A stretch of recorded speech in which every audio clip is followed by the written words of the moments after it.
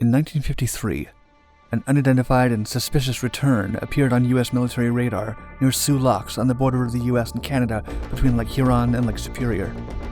Whatever it was speeding across the sky at 500 miles per hour, and the Air Force scrambled an F-89C Scorpion interceptor to investigate. As it met the unidentified object on the radar screen, the American plane vanished. No trace of the Scorpion or its two pilots would ever be found. A mysterious radar return and disappearance. On the evening of November 23, 1953, a mysterious object appeared on the ground intercept radars of the U.S. Air Defense Command at Sault Ste. Marie in Michigan. The target was fast approaching the highly protected Soo Locks, which were under control of the U.S. Army Corps of Engineers and still serves today to control vessel traffic between the lower Great Lakes and Lake Superior. Kinross Air Force Base was contacted so the unidentified radar return could be investigated, and an F-89C Scorpion jet was scrambled to intercept. The Scorpion was piloted by First Lieutenant Felix Eugene Moncla Jr., who had registered a total of 811 flight hours.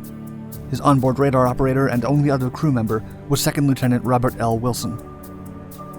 As they flew, Wilson reported that he struggled to track down the object because it kept changing course, and ground control had to step in to give additional directions over radio. The pursuit lasted 30 minutes, with the Scorpion giving chase at over 500 miles per hour. Ground operators eventually had them fly lower than 25,000 feet to only 7,000 feet to match the altitude of the unidentified object. The official report of the incident detailed that the weather conditions were not ideal. The Scorpion had a visibility of around 8 to 10 miles in the area, with, quote, moderate to heavy icing in all clouds. Furthermore, the report spoke of scattered snow that moved through the area, temporarily reducing visibility to 1 or 2 miles while in the snow. Yet the air was stable, and no turbulence was expected. As the operators from ground control stared at their radar, the dot representing the Scorpion approached the dot representing the unknown object. At an altitude of 8,000 feet, 70 miles away from Keweenaw Point, and 160 miles to the northwest of Soo Locks, the Scorpion intercepted the radar return on screen. The radar operators stared attentively at their equipment, waiting for radio communication and confirmation, but the Scorpion was not to be heard from again. The two dots on the radar met and converged. Only one dot was left on the radar, as the radar return from the Scorpion unexpectedly vanished. As stated in the official report, quote, at approximately 23:52 Zebra, the last radio contact was made by the radar station controlling the interception. At approximately 23:55 Zebra, the unknown aircraft and the F-89 merged together in the radar scope. Shortly thereafter, the IFF signal disappeared from the radar scope.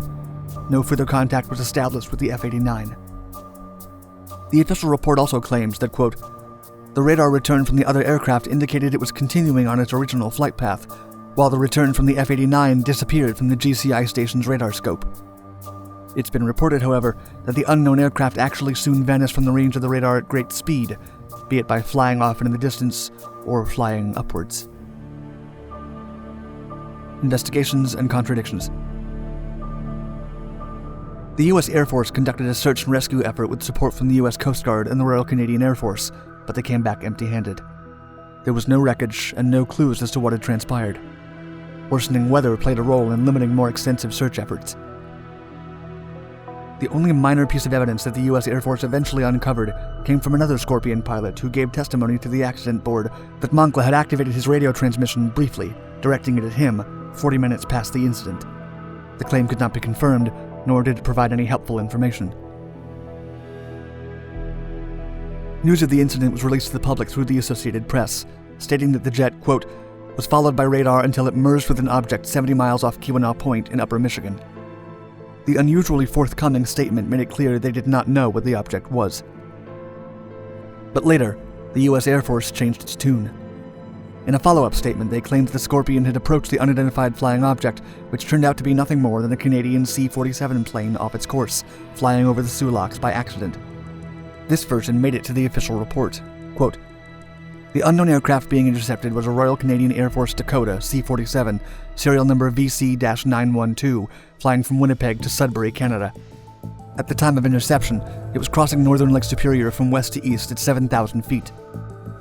According to statements released before the report, the C-47 was prompted to change its direction, which it did, and the Scorpion dove into the lake on its return to the Kinross Air Force Base.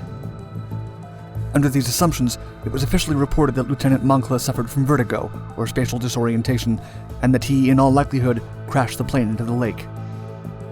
Contrary to these assertions, however, Canadian officials denied that their Air Force or any of their planes had been involved in the incident. They had no registered flights in the area that night. The Royal Canadian Air Force firmly refuted that the intercepted object was one of their planes. In response, the U.S. Air Force amended their statement on the matter once they released the official report. In it, they detailed that the Canadian pilot was not contacted at the time, but only after the fact. The amended report further clarified that the pilot had not been aware he was being intercepted and that he had not seen the Scorpion. This written account could not be corroborated against any Canadian records, and no pilot has come forth claiming to have been the one involved. This has made many believe that in fact no such Canadian pilot exists. To make matters even murkier, a 1973 book by Donald Kehoe, a retired Marine Corps major, investigated the incident, among other unidentified flying object reports, and claimed that officers from the Air Force gave Moncla's widow, Bobby Jean Coleman, two different versions of the event. Their first version held that Moncla had dived into the lake because he was flying too low, but their second version was that a malfunction made the jet explode at a high altitude. The second explanation contradicts both the official report's claims of the altitude at which the plane flew and the claim that a theoretical Canadian pilot somehow didn't notice the Scorpion. UFO theories. Due to the Air Force's inconsistent narrative and unsuccessful attempt at establishing an official sequence of events explaining what they reported as, quote, an accident, civilians across the United States drew their own conclusions. The Air Force's offered explanation as to why the Scorpion disappeared from the radar due to atmospheric conditions was also either ignored or scoffed at by members of the press and public. To many, it made no sense that the Scorpion would disappear due to a radar malfunction while the unidentified object remained visible on screen. If indeed at the bottom of the lake, reaching the crash site would be nearly impossible due to the depth of the water in the area and the lack of exact coordinates to the supposed accident site. With no wreck to be found, many civilian investigators have pursued their own theories as to what has come to be known as the Kinross UFO incident. One of these theories posits that the Scorpion and its crew could have been captured by an unknown craft in an experimental operation. Another theory suggests that the Scorpion may have impacted an unknown aircraft being tested in the area.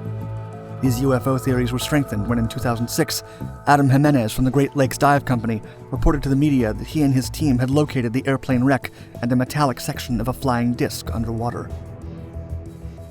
Hoax or secret? In October of 1968, a Sioux Daily Star article reported that two prospectors located the tail section and other aircraft parts possibly belonging to the lost Scorpion jet on the eastern shore of Lake Superior. In another article from the same publication, it was reported that U.S. Air Force Major J.H. Parker from the Kinchelo Air Base confirmed that at least a stabilizer, which was among the recovered parts, came from a military jet. After that confirmation, no more information on the origin of the aircraft parts was published. The Government of Canada has stated that it has no record of this discovery or the results that came with it. Then came the Great Lakes Dive Company claims of 2006. In August of that year, UFO researcher Francis Ridge received an email from Preston Miller quoting an Associated Press story that said the company divers had found the lost Scorpion jet. They claimed that the wreck was in the depths of Lake Superior, close to where the jet had disappeared from the radar screen. Miller's email included a link to the Great Lakes Dive Company website. Ridge posted the email in relevant forums, prompting online curiosity. Reporters reached out to the company and were put in contact with their spokesman, Adam Jimenez. He spoke to multiple journalists and completed interviews, including one with UFO researcher Linda Moulton Howe for the nationally syndicated show Coast to Coast AM. Once again, the Kinross UFO incident had captured the public's attention. On their website, the company posted two images of the discovery taken from a side-scan sonar. These were fuzzy images showing an almost intact aircraft, easily identifiable, lying on the lakebed. Next to it was a teardrop-shaped metallic object, perhaps proof of an experimental craft. The mystery had been solved, or so some thought. Journalists and self-reported UFO experts began raising their concerns and poking holes in the claims. Jimenez was willing to talk about the discovery for non-presential viewers, but would not reveal details such as the vessel used, company details, or evidence of previous excursions.